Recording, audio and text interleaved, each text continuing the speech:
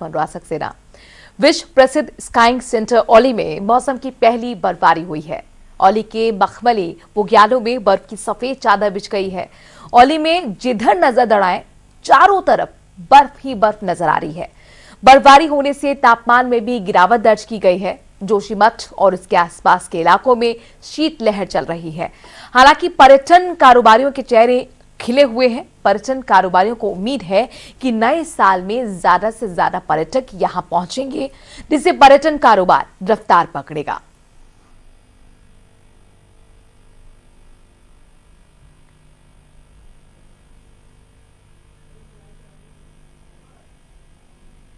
तो विश्व प्रसिद्ध स्काइंग सेंटर औली में मौसम की पहली बर्फबारी हुई है। तस्वीरें आपके सामने।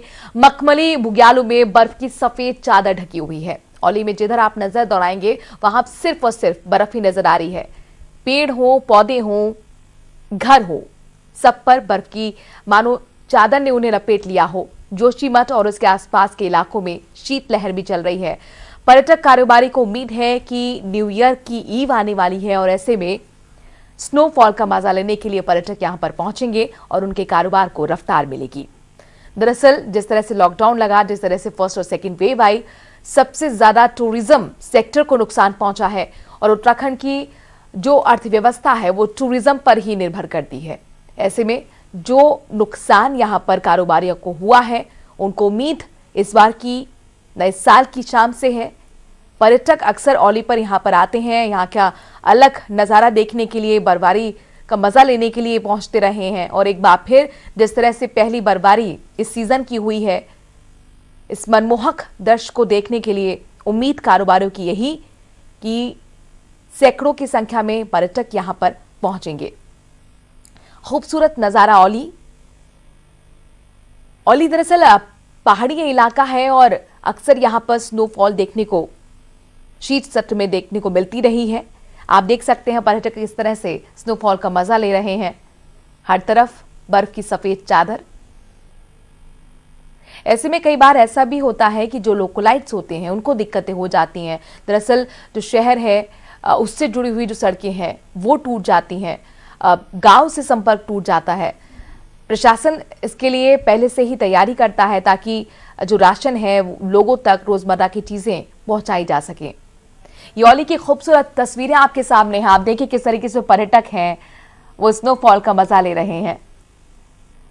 और खास तौर पर जब क्रिसमस ईव आती है, न्यू ईयर ईव आती है, तो अक्सर पर्यटक पहाड़ों का रुख करते हैं। औली उनके लिए हमेशा से आकर्षण का केंद्र रही है क्योंकि साइंस की भी यहाँ पर लगातार कोशिशें लोग करते हुए नजर आए हैं और इस तरह से जो एक्टिविटीज होती हैं उसमें भी लोग बढ़ चढ़ कर हिस्सा लेते हैं। हमारे साथ हमारे संवाददाता जुड़ रहे हैं राकेश डोभाल और वहां के मौसम का मिजाज हम जान लेते हैं। राकेश, जो तस्वीर आपने भेजी है, हर तरफ बर्फ की चादर यहाँ पर देखने को मिल रही है, किस तरीके का मौसम का नजारा इस वक्त बना हुआ है?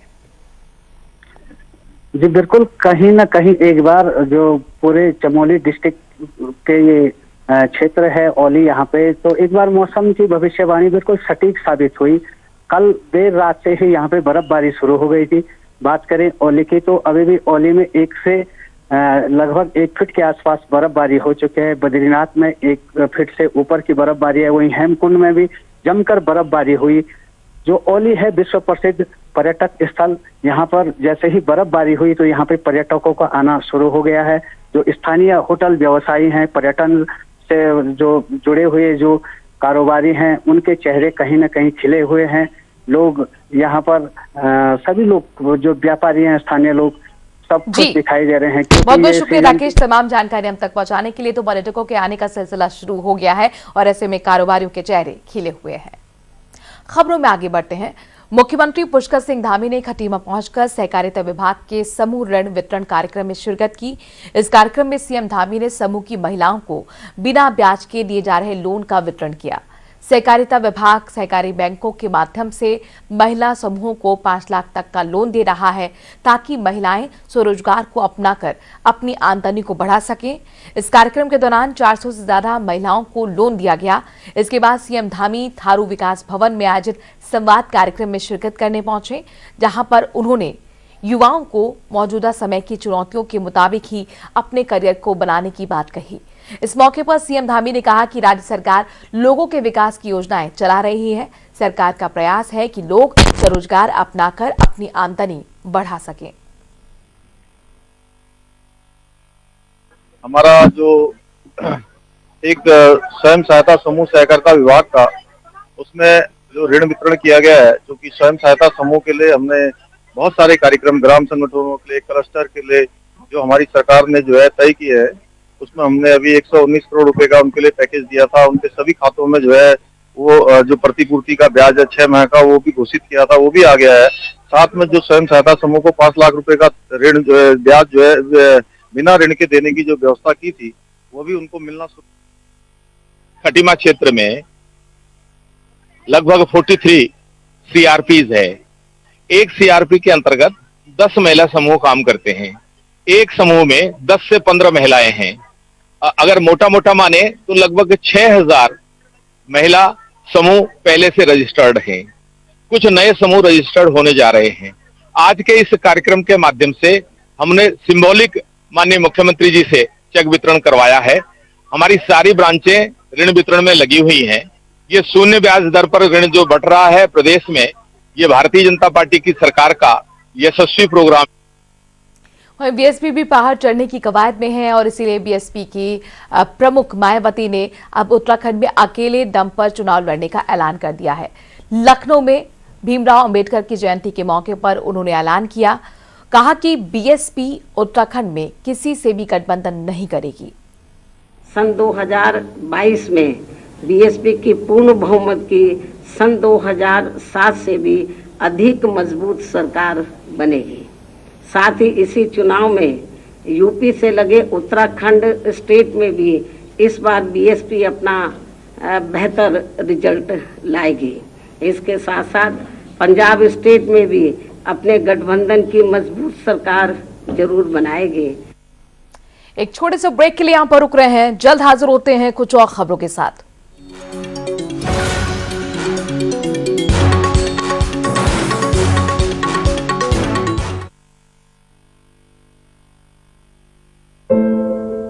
अगर आपके या किसी अन्य महिला के साथ कोई छेड़छाड़ करता है, सोशल मीडिया या फोन कॉल पर परेशान करता है, किसी भी तरह से उत्पीड़न करता है, तो इसे अनदेखा न करें। Women power line Uttar Pradesh 1090 पर कॉल करें। मोबाइल हाथ में 1090 साथ में। घरेलू हिंसा के मामले में 1090 आपको ऑनलाइन काउंसलिंग की सहायता प्रदान करता है।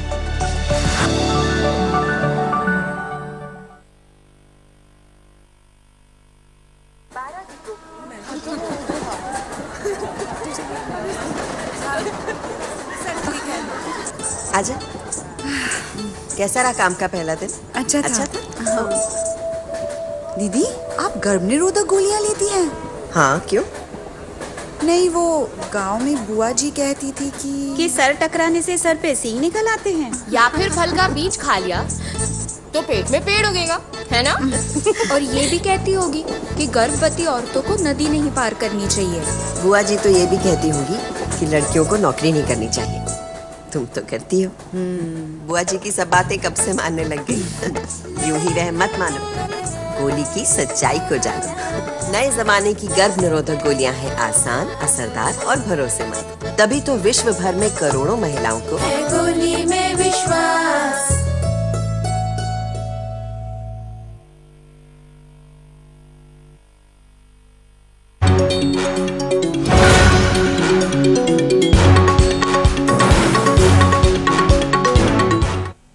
उत्तराखंड में मिशन 2022 की तैयारियों में जुटी कांग्रेस को जय हिंद जय भारत पार्टी का समर्थन मिल गया है।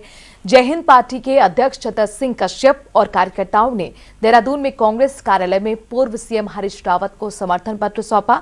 इस मौके पर उत्तराखंड कांग्रेस के वरिष्ठ नेता और पदाधिकारी भी मौजूद रहे। हरीश रावत ने जय हिंद पार्टी का धन्यवाद किया, कहा कि आजादी के बाद से अब तक कांग्रेस ने राजनीति के साथ साथ समाज सुधार की दिशा में बहुत काम किए हैं, समाज को एक नई दिशा दी है। बीजेपी पर निशाना साधते हुए हरीश रावत ने कहा कि बीजेपी ने जनता से झूठे वादे किए और 5 साल के कार्यकाल में सिवा महंगाई और भ्रष्टाचार के कुछ नहीं किया। उन्होंने कहा कि जय हिंद पार्टी के समर्थन से कांग्रेस को और मजबूती मिलेगी।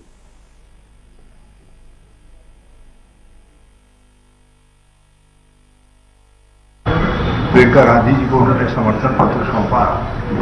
हमने भी उनसे आग्रह किया कि आप उत्तर प्रदेश में कांग्रेस की मदद कर रहे हैं, तो हमारी मदद के लिए भी आप आए। और यहाँ भी 2-3 जिलों में उनकी बहुत अच्छी प्रेजेंस है और वो हमारे लिए एक स्वाभाविक सहयोगी हैं। उनके राष्ट्रीय अध्यक्ष जी चतर सिंह कश्यप जी से हमने ये आग्रह किया था। उन्होंने अपनी राष्ट्रीय कार्यकारिणी से परामर्श करके ये फैसला लिया कि हम उत्तराखंड में भी सक्रिय रूप से कांग्रेस की मदद करेंगे। यही बात है। उत्तराखंड में कांग्रेस सरकार की मजबूती के लिए आए हैं, क्योंकि जो देश में आज महंगाई और भ्रष्टाचार पूरी तरह से बेरोजगारी की ओर जा रहा है। आज हमारे युवा जो ये ध्यान करते थे कि हमें बहुत अच्छी नौकरियां मिलेगी, बहुत अच्छे रोजगार मिलेंगे, लेकिन सब सुनना पड़ा है। उसके लिए जय हिंद जय भारत पार्टी ने अपना मन बनाया है कि हम उत्तर प्रदेश और उत्तराखंड में हम कांग्रेस पार्टी को समर्थन दें, क्योंकि जिस समाज से मैं बिलोंग करता हूं उसकी संख्या उत्तर प्रदेश में 18% है और यहाँ भी 6-7% हमारी संख्या है। तो इसलिए हम इनके साथ साथ जो मोस्ट बैकवर्ड है जैसे पान, गुजर, खटीक, सैनी, इन जैसे प्रजापति, ऐसी जातियों को हम अपने साथ लेकर जो वंचित समाज से ताल्लुक रखते हैं, सबको साथ लेकर हम कांग्रेस को उत्तर प्रदेश और उत्तराखंड में पूरी तरह से जिताएंगे। जय हिंद जय भारत पार्टी के सम्मानित अध्यक्ष जी ने अपना पूरा समर्थन कांग्रेस को आगामी विधानसभा चुनाव में देने का ऐलान किया है।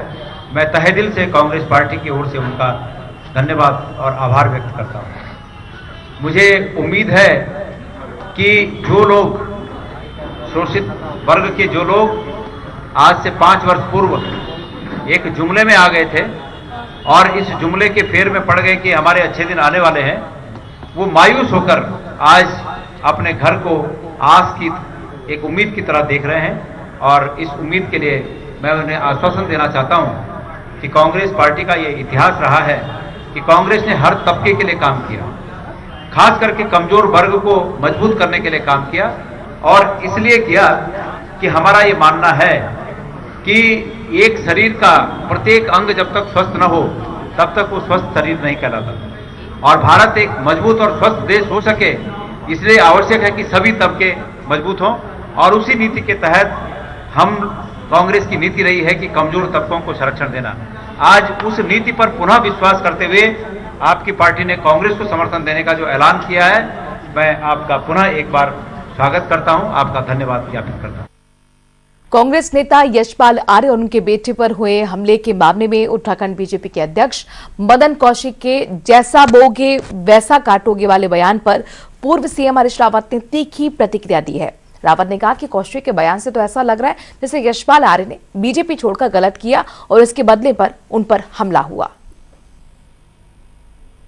आप सबको मालूम है कि श्री यशपाल आर्य जी पर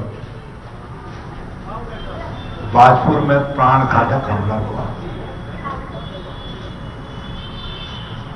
उनके बेटे के ऊपर भी हमला हुआ। लोगों ने उनको बचाया और कल हमने एक ऐसे नौजवान को यहां प्रस्तुत भी किया जिसने अपनी जान पर खेल करके श्री यशपाल के जीवन की रक्षा की। मैंने मुख्यमंत्री जी से, डीजी पुलिस से और राज्य के प्रमुख सचिव गृह से, जो मुख्य सचिव भी है, स्थिति से अवगत कराया और हमने स्पष्ट तौर पर मांग की कि श्री यशपाल आर्य जी के जीवन की रक्षा की जाए, उनको सुरक्षा प्रदान की जाए, अपराधियों को गिरफ्तार किया जाए और अवैध खननकर्ता उनको दंड देने के लिए अवैध खनन को बंद किया जाए। वहीं उत्तराखंड कांग्रेस के अध्यक्ष गणेश कोडियाल ने बीजेपी सरकार पर जमकर हमला बोला। कोडियाल ने कहा कि हरीश रावत सरकार में पहाड़ों की जो हवाई सेवा शुरू की गई थी उसमें देहरादून से पिथौरागढ़ का किराया 1800 रुपए रखा गया था, लेकिन मौजूदा वक्त में बीजेपी सरकार ने किराया 8000 रुपए कर दिया है। जब विरोध हुआ तो सरकार ने नया टेंडर निकाला है। कोडियाल ने कहा कि बीजेपी सरकार ने लोगों को अच्छे दिन के बजाय गुमराह करने की कोशिश की। सरकार महंगाई हवाई सेवा के जरिए अपने लोगों को फायदा पहुंचाने की कोशिश कर रही है।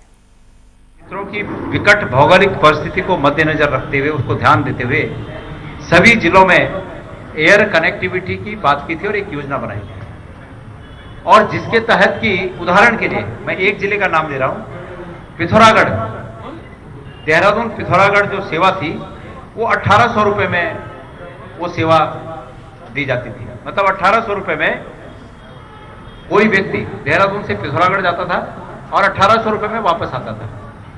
इस अच्छे दिनों वाली सरकार ने उसके बाद हम एक एक करके एपिसोड के रूप में लाते रहेंगे, इनके कामों को सामने लाते रहेंगे। उसका एक उदाहरण आज मैं दे रहा हूं। इस अच्छे दिनों वाली सरकार ने उस सेवा को बंद कर दिया और उसके बाद इन्होंने बीच में एक सेवा शुरू की जिसमें कि 8000 रुपए उसी डिस्टेंस के लिए 8000 रुपए लिए जाते थे। उसके बाद हल्ला हुआ, स्थानीय जनता ने बहुत हल्ला किया कि हमें लूटा जा रहा है, तो फिर सरकार ने वो योजना भी बंद कर दी। और अब जबकि चुनाव के घोषणा के लिए महज 25 दिन का समय शायद मुश्किल से रह गया है, सरकार ने एक टेंडर फ्लोट किया है। सर, देहरादून में महिला बाल विकास विभाग की तरफ से एक कार्यक्रम का आयोजन किया गया और इस कार्यक्रम में सीएम धामी ने भी शिरकत की। उत्तराखंड में आंगनबाड़ी कार्यकर्ताओं का मानदेय बढ़ाने के बाद कार्यकर्ताओं की तरफ से सीएम धामी को धन्यवाद दिया गया। इस मौके पर बाल विकास विभाग मंत्री रेखा आर्य ने कहा कि महिला आंगनबाड़ी कार्यकर्ताओं को उनकी सेवा का फल मिला है, क्योंकि वो विपरीत परिस्थितियों में भी सेवा भाव से काम करती हैं। इस मौके पर सीएम धामी ने कहा कि राज्य के विकास की दिशा में सरकार हरदम काम कर रही है।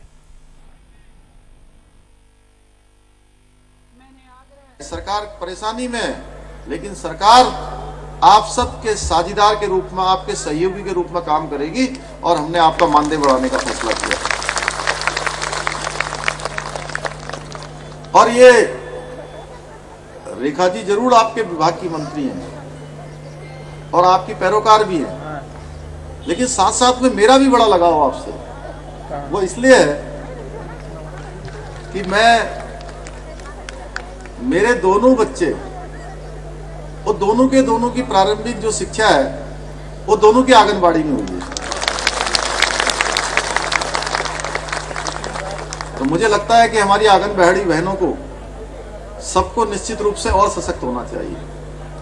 अभी जितना समय मुझे मिला, जो टाइम मिला, जितना हमने अभी समझा, सरकार में काम किया, कुछ जोड़ा घटाया, गणित लगाई, सरकार का बजट भी देखा, चूंकि सरकार भी चलानी है, बहुत सारे काम करने हैं, अन्य विभाग भी चलाने हैं। उसके बावजूद हमने कोशिश करी कि इसमें आप लोगों के लिए अच्छा करें, जबकि वित्त विभाग से परामर्श बहुत कम आया था। उमेश भाई, वित्त विभाग कह रहा था 500 रुपए बढ़ाओ क्यों। हमने कहा हम जैसे केक है ना, वो केक जो है आपकी तरफ को थोड़ा ज्यादा काट देते हैं और तरफ थोड़ा सामंजस्य बैठा लेंगे। तो हम लोगों ने निर्णय लिया और मैं आपको विश्वास दिलाता हूं कि हमने कोशिश करी है कि जैसा अभी रेखा जी कह रही थी, सभी को कुछ न कुछ देने की कोशिश की है। आपके साथ साथ हमने आशा बहनों को भी देने की कोशिश करी है। उधम सिंह नगर जिले के नानकमत्ता के संतना गांव के ग्रामीणों ने गांव के विकास नहीं होने का आरोप लगाते हुए चुनाव बहिष्कार की बात कही है। रोड नहीं तो वोट नहीं का नारा देते हुए ग्रामीणों ने प्रदर्शन भी किया। नानकमत्ता के विधायक के खिलाफ ग्रामीणों ने नारेबाजी की। कहा कि 5 सालों से विधायक उनके बीच नहीं पहुंचे। लोगों का कहना है कि वो अपने विधायक का चेहरा भी भूल गए हैं। ग्रामीणों का कहना है कि उनके गांव के लिए रोड नहीं है, बरसात के समय तो बाहर निकलना भी मुश्किल हो जाता है। सरकार सैनिक परिवारों की सुध लेने की बात तो कहती है, लेकिन सैनिक बाहुल क्षेत्र होने के बाद भी उनके गांव के हालात जस के तस हैं। महिलाओं ने ग्राम प्रधान पर आरोप लगाए, कहा कि ग्राम प्रधान ने विकास कार्य नहीं कराए हैं। ग्राम प्रधान के पति का कहना है कि सड़क को लेकर शासन को अवगत कराया गया है। अब सीएम ने लोक निर्माण विभाग को इस बाबत जरूरी निर्देश दिए हैं। जल्द ही यहां पर सड़क भी बनेगी। 40 सालों से हम तो मैं यहाँ पे देख रहा हूँ, और उससे पहले यहाँ जनता मतलब गांव यहाँ बसा हुआ है। 40 साल मुझे हो चुके हैं, उससे पहले यहाँ गांव बसा हुआ है। और माननीय मुख्यमंत्री जी हमारे यहाँ से मात्र ये संतना गांव है और यहाँ से नगरातराई मात्र 5 या 6 किलोमीटर होगा। और हमें यहाँ बरसात में इतनी समस्या होती है कि हम अपने बच्चों को स्कूल भेजने में भी बड़ा घबराते हैं, क्योंकि कमर से ऊपर पानी रहता है, ना जूते पहन सकते ना चप्पल पहन सकते, और छोटे बच्चे कैसे स्कूल जाएंगे। सन 2012 में यहाँ चुनाव जीते थे, उनको तकरीबन 9 साल से ऊपर हो गया है। मेरे को 25 साल हो गए, मैंने आज तक उनकी शक्ल नहीं देखी है। वो विधायक तो हैं, लेकिन यहाँ हमारे एरिया में आओ ना, आप अपने एरिया में देखते हो। अभी वो हमारे मुख्यमंत्री जी ने उनको पूछा था कि रोड कहाँ क्या विकास करना है, तो उनने क्या किया, हमारे एरिया का एक जगह का कुछ दिया ही नहीं, कोई लेखा जोखा उसमें नहीं। मैंने उसमें जो लेख उनने लिखा है मैंने उसको पढ़ा है। हमारा ये संतना गांव के बारे में कुछ बोला नहीं उनने। आपकी अपने एरिया को देख रहे हो क्या, ये आप हमारे विधायक को आप हमारे लिए क्या किया आपने? पानी भर जाता है तो अस्पताल जा नहीं सकते हैं। अब कितनी रात को जब पानी भर जाता है तो हमारे बीमारी जो हमारे मरीज हैं वो हमारे घर ही में रह जाते हैं। इतने सालों से क्या आते हैं, घुटनों में दर्द है, चल नहीं पाते हैं, तो मोटरसाइकिल चल नहीं पाती है। हमारे पास कार है तो कार से क्या करें, अगर रोड तो है ही नहीं हमारे पास, वो पानी में कहाँ घुसाएंगे। इतने साल हो गए, इतने रोड के यहाँ आने के लिए उनकी शक्ल भी नहीं देखी है, तो क्या करें हम। हमारे छोटे छोटे बच्चे हैं, स्कूल कैसे लगाए, हमारी बस नहीं आ सकती है स्कूल की। वक्त छोटे से ब्रेक का है, जल्द हाजिर होते हैं कुछ और खबरों के साथ।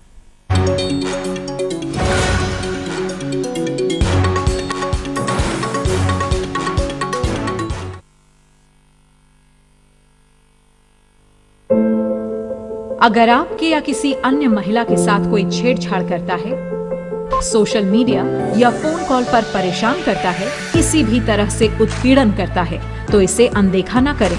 Women power line Uttar Pradesh 1090 पर कॉल करें। मोबाइल हाथ में 1090 साथ में।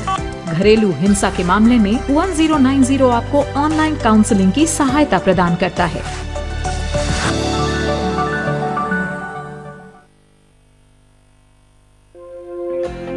उत्तराखंड की ग्रामीण महिलाएं आज पशुपालन और डेयरी उत्पादन से जुड़कर न सिर्फ खुद को आत्मनिर्भर बना रही हैं, बल्कि प्रदेश के विकास में भी बढ़ चढ़कर भागीदारी निभा रही हैं। उत्तराखंड सरकार और जायका वानिकी परियोजना ने ग्रामीण महिलाओं को डेयरी उद्योग से जोड़ने के लिए पहाड़ों में जगह जगह मिल्क कलेक्शन सेंटर खोले हैं, जहां दुग्ध व्यवसायी महिलाएं अब आसानी से दूध बेचकर अपनी आमदनी बढ़ा रही हैं। जब से यहाँ पर डेयरी खुली है तब से उन्हें यहाँ पर काफी समय की बचत भी मिलती है, और यहाँ पर दूध के जो रेट है वो भी अच्छे दिए जा रहे हैं। उत्तराखंड सरकार के कुशल मार्गदर्शन में महिलाएं स्थानीय रोजगार को अपनाते हुए मिल्क प्रोडक्ट्स और कई उत्पाद तैयार कर रही हैं। पशुपालन, पहाड़ी अनाजों की खेती के साथ साथ अब डेयरी और दुग्ध उत्पादों से भी महिलाओं ने अपनी पहचान बनाई है। महिला सशक्तिकरण और स्वरोजगार का बेहतरीन उदाहरण बनी पहाड़ की महिलाएं कोरोना काल के बाद अपने लक्ष्य की ओर बढ़ते हुए मिल्क कलेक्शन सेंटर के सहयोग से पशुपालकों की आमदनी बढ़ाने में भी शानदार भूमिका निभा रही हैं। संतुष्टि, आत्मविश्वास और आत्मनिर्भरता की ये मुस्कुराती तस्वीरें पहचान बन रही हैं उत्तराखंड सरकार की कामयाबी की। उत्तराखंड सरकार के संग नारी सशक्तिकरण के बढ़ते कदम।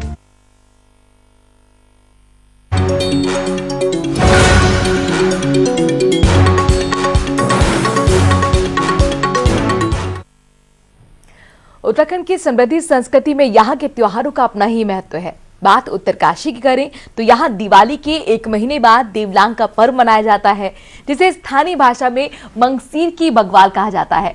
देवलांग के मौके पर लोक नृत्य की छटा तो बिखरती ही है, साथ ही लोग पहाड़ों में पाए जाने वाले चीड़ के पेड़ से निकलने वाली लकड़ी जिस पर लीसा लगा होता है, उस लकड़ी को छोटे छोटे टुकड़ों में काटकर इसे गेंद की शक्ल में बांधा जाता है और फिर उस गेंद पर आग लगाई जाती है।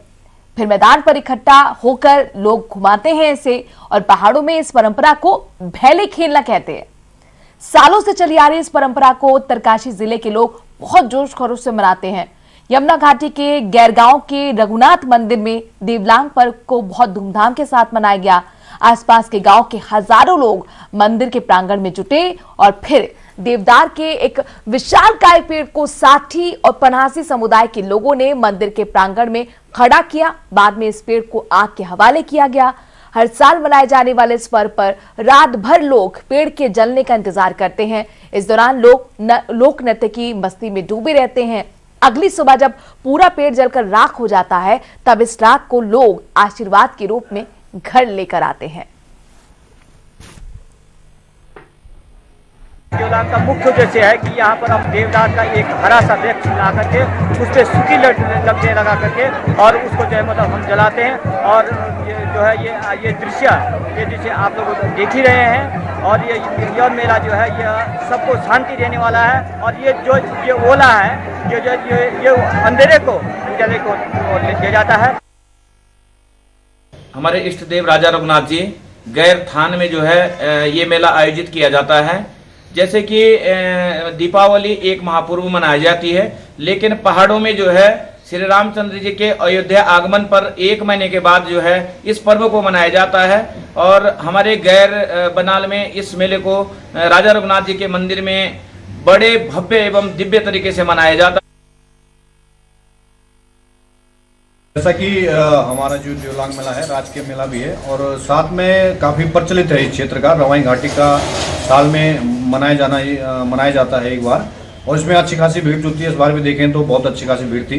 और यहाँ पे जो इसका तरीका है वो एक पेड़ को खड़ा करके और पूरे क्षेत्रवासी इसमें अपने जो दूर दराज क्षेत्रों में रहते हैं सभी लोग इस पर्व में आते हैं और बड़ा धूमधाम से इसको मनाया जाता है। उत्तरकाशी के ऐतिहासिक मैदान में भी मंगसीर की बगवाल यानी कि देवलांग का पर्व बहुत धूमधाम के साथ मनाया गया। कार्यक्रम में गंगोत्री विधानसभा के पूर्व विधायक विजयपाल सजवाण ने शिरकत की। इस मौके पर पारंपरिक लोक नृत्य भी पेश किया गया। साथ ही लोगों ने भेले भी खेले। कुमाऊं के छोलिया नृत्य का आनंद भी लोगों ने लिया। देवलांग यानी मंगसीर की बगवाल को मनाने की परंपरा उत्तरकाशी जिले में रही है। इस मौके पर पूर्व विधायक विजयपाल सजवाण ने कहा कि पर्व उत्तराखंड की लोक संस्कृति के संवाहक है।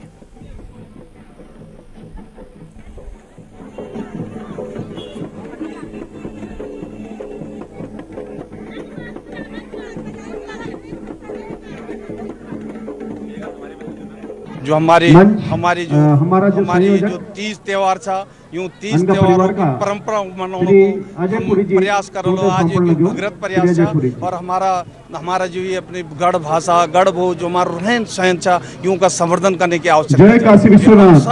हम सब चाहे हम सामाजिक लोग हम सब मिल के जो हमारी गढ़ भाषा जो हमारा गढ़ गौरव था ये का सम्मान कर ले। हम सब प्रयास करो और हम इस अपनी गढ़वाल की संस्कृति को बचाने का प्रयास करो। पौड़ी गढ़वाल में कोटद्वार के श्री सिद्धबली मंदिर में पिछले दिनों से चल रहे वार्षिक सिद्धबली अनुष्ठान महोत्सव का शनिवार को समापन हो गया। इसमें हजारों की संख्या में श्रद्धालुओं ने बाबा के दरबार में पहुंचकर आशीर्वाद लिया। सिद्धबली महोत्सव के अंतिम दिन हर साल की तरह उत्तराखंड के पारंपरिक जागर भी आयोजित किया गया। इस मौके पर मंदिर को लाइट और फूलों से सजाया गया। वहीं इस महोत्सव में मुख्य अतिथि ललित गिरी जी महाराज और जगत गुरु शंकराचार्य राजराजेश्वर भी शामिल हुए। मशहूर गायक रवि जैन ने सिद्धबली बाबा का जागरण किया।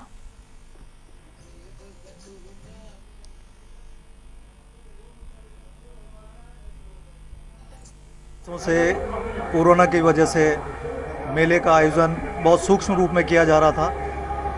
इस वर्ष भी जो ये अनुष्ठान महोत्सव है बहुत सूक्ष्म रूप से किया जा रहा है और कोविड की जो गाइडलाइन है उनका पालन पूरी तरह से किया जा रहा है। यहाँ पे लगातार 3 दिन से बाबा सिद्धबली का जन्मोत्सव मनाया जा रहा है। यहाँ पर आज विशेष कार्यक्रम भजन संध्या और यज्ञ अनुष्ठान का हवन था और विशेष सवा महीने का रूप का आयोजन किया जा रहा था। जो सवा महीने का रूप सबको बांटा गया। बाबा सुखदेव का जन्मोत्सव साल भर में एक बार होता है, जो बाबा सभी भक्तों के अपनी असीम कृपा बनाते हैं। और इसी के साथ उत्तराखंड की खबरों में इतना ही। देश और दुनिया की बाकी खबरों के लिए आप हमारी वेबसाइट लॉगिन कर सकते हैं, समयलाइव.com।